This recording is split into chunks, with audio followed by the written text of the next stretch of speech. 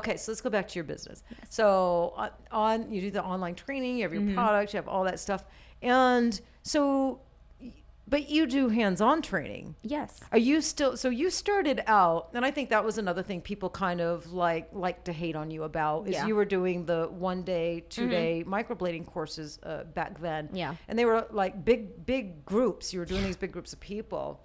And that was super controversial. Oh my God. It still is. There's some people. It still is. Yeah. And I was just wondering, like, I have certain feelings about that. Yeah. Like, I choose to kind of twist things to be more positive and rather than look at things negative. So, are you still doing the big trainings, or are you more now at your studio doing smaller groups? I have always done both. I have the smaller groups are usually always at my studio because I can hold up to like 10. So right now in Vegas, the way I have it set up, I can hold up to 10. So you got a big studio. Where is your studio It's in Vegas? on Jones and 215.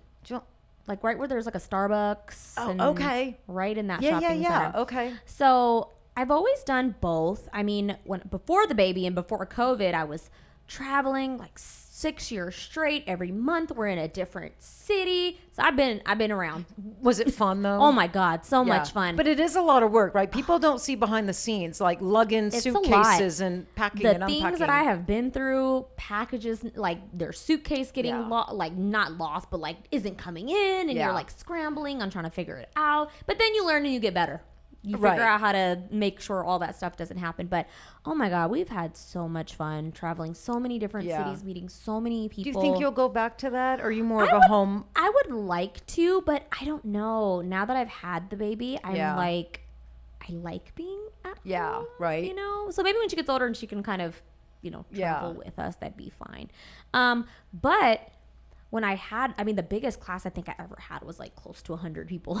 That was in one class. In one class. Wow. That was New York microblading and 1 day, and that was insane. Yeah, that's insane. And that was probably like the top of my career. Like it was when it was like when microblading was like hot. It was everybody. Hot. Everybody wanted to get on it. It was the new thing, and it kind of snowballs into how I do show like my lifestyle and like money and this and that. That kind of gets people's gears going too. Like, oh my God, like this can make this much money, or can make, 6 figures, or whatever the case is. It makes people interested in wanting to do it. So I was at that point where I was posting and doing all this and that, and it just made people just that more interested. But the 1 day training, I don't think I might be one of the people that started that trend. And that's why I did get all that backlash, that 1 day training. Because this was 8 years ago, 9 years ago, So it's not a bad thing. I just feel like, you need to be able to relay that information properly if you're going to do 1 day trainings. I think because a lot of people, they don't like the 1 day training. They think it ruined the industry. There's a lot of feelings, different feelings about, not everybody feels like that, but some people do. Yeah. And I think because you were in Vegas, people thought like I should get involved or do something about it. And it was ridiculous. It's like, I might not agree with everything. Yeah. And if there's something I don't agree with, I don't speak about it, Neezie. Yeah. I don't. It's not my place. Yeah. I just don't. I don't have to agree with everything. Yeah.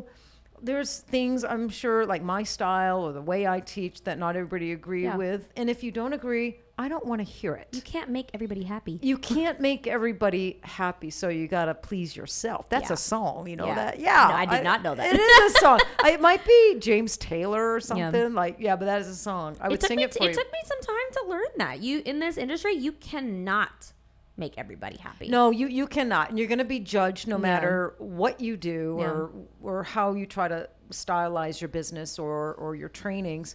But a lot of people are doing those trainings, the 1 day, 2 day, classes. And look, I just think, the industry is not really regulated. No. So it's kind of like a free, people, are able to do whatever they want. I kind of choose to look at the trainings. Look, I don't think someone can take a 1 day or 2 day training straight out of another career with no background in tattooing, and they're capable of going and servicing people. No, like, that's impossible. not. What we do is hard. It's hard. How long? It takes a long time to get good. I feel like, and this is just like an estimate, it's going to take you 6 or more months of continuous everyday practice to get decent, like okay like at it. Decent. Okay. Yeah. Where you're like, I'm not as nervous anymore. Yeah, exactly. You know what I mean? Exactly. And then it's just going to get better and better. better. Every person you do, because you're going to see something, you're like, I could have done better on that. And and it just goes from trial and error. I can lay out exactly how to do it, but everybody becomes their own artist. And it takes your own trial and error from the information I've given you to experience everything and get better at it. So I think maybe the misconception and why there are a lot of people that really are down on that is maybe they think trainers like you that do those big classes, maybe they assume you think one day training she can go and set up business. And unfortunately, that's what people think. Yeah, but that's not how you view your training. That's not what you think. And it's not even what I say in my exactly. trainings. So I'm not saying, not selling a dream, a fake dream. Like, come in, take my class, and tomorrow you're going to make all this money, or you're going to be out here being the best brow artist ever. No, it's going to take you time if you're really determined and really want this to happen. And you have to be a hard worker. That's simple. It's not gonna be and easy. super like dedicated. Very dedicated. Almost obsessed. Yeah. You have to obsess I over it. kind of view the 1 day and 2 day trainings as almost like a movie trailer, like for this industry. Like it's an opportunity for someone to go take a 1 day class or a 2 day class, sit in on that class, and watch someone like you work. And either it's gonna resonate, and they're gonna feel, okay, I'm fascinated. Yeah. Then when they leave, they can't get it out of their mind. Yeah. They want to do it, and then of course they got to go do more training and start, taking the hard steps to become skilled and experienced and good. Absolutely. Or they're gonna watch it and they're gonna think, this really isn't for me. No. I almost think it's almost like a preview. I can say that it's half and half like that in class. There's either it lights a fire under people's asses because they just get so motivated and so pumped, and their palms get itchy. They're like, I'm ready to hit the ground running. Like, I'm going to give my all to this. Yeah. And then you got the other half of people in class that are like, it's too much for them. It's too much, right? It was more than what they expected, Right. But also, those are the people that tell themselves every day they can't. They won't. Yeah. This isn't doable.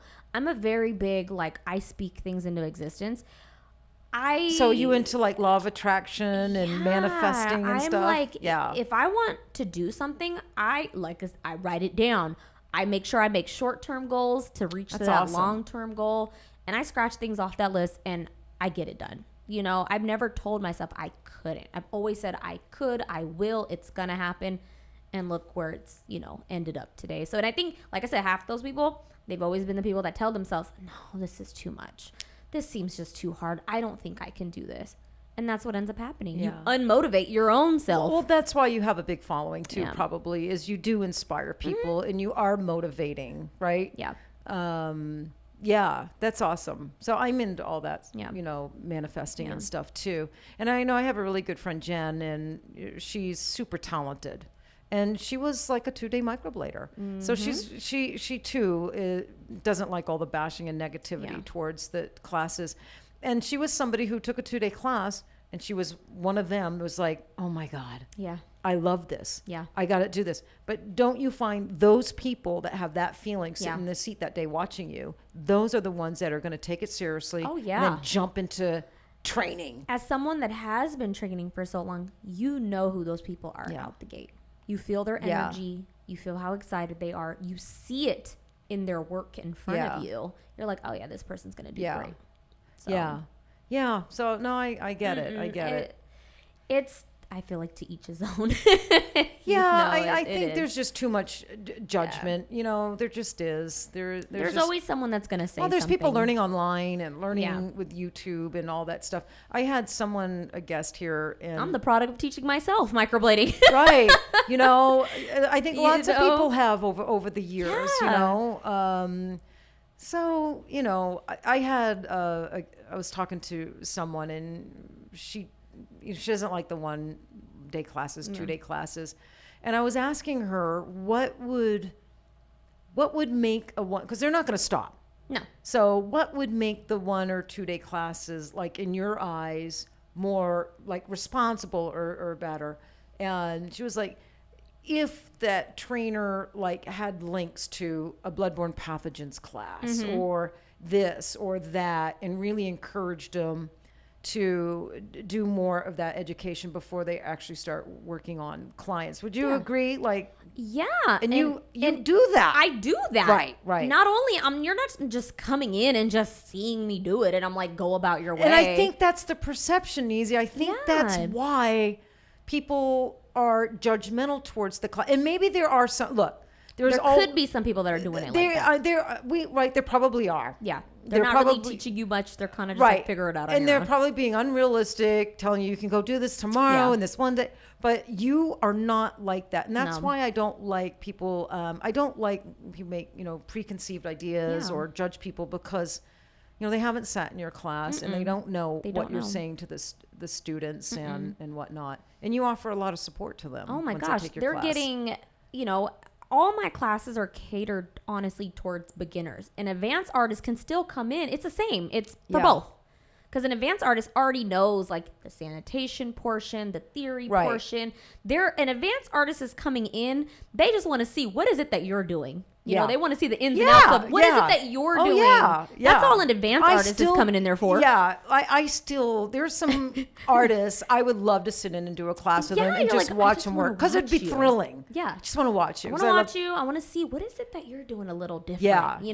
So, but a beginner they don't know anything. So you got to teach them X, Y, and Z, also the technique and how to be successful leaving the class. They need the tools that go along with how to even just get started in the world once they leave the class, and they get all that. So, but you need to also offer some type of additional support once they leave, whether it's that open communication with you, the teacher, which I have. And then what's great is now that I do have online trainings, they get access to the online training. So they're not only getting that in person, but they also get that online training for X amount of days, No, I get it. Some absolutely amazing artists were born of a 1-day or 2-day class. Yeah.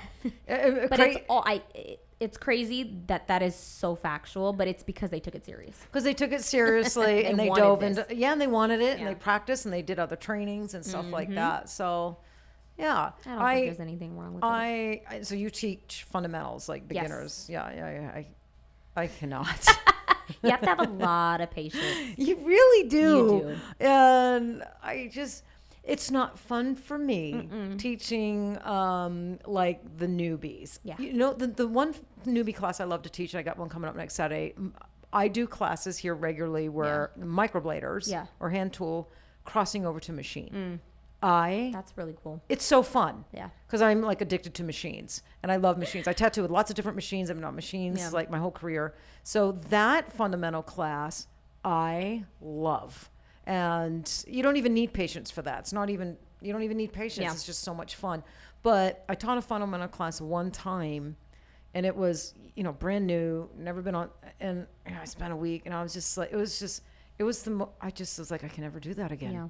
Yeah. I think I talked too advanced and I'm thinking too advanced. It's like, I think a certain type of person, you're either really good teaching fundamentals or maybe you're better off teaching more advanced. From even my experience of like taking trainings and things like that, I feel like students and just over time of me teaching, they get the concept when you're like straight to the point. Yeah. The fluff, and if the instructor kind of doesn't know, like they're fumbling over their own words and they just don't have it like structured very well, they lose interest. Yeah. And they kind of don't retain the information. So not only do you have to relay it for them to understand, but they have to have it in front of them too. So it's like two different things to make the information stick. But you do have to have a lot is the key word.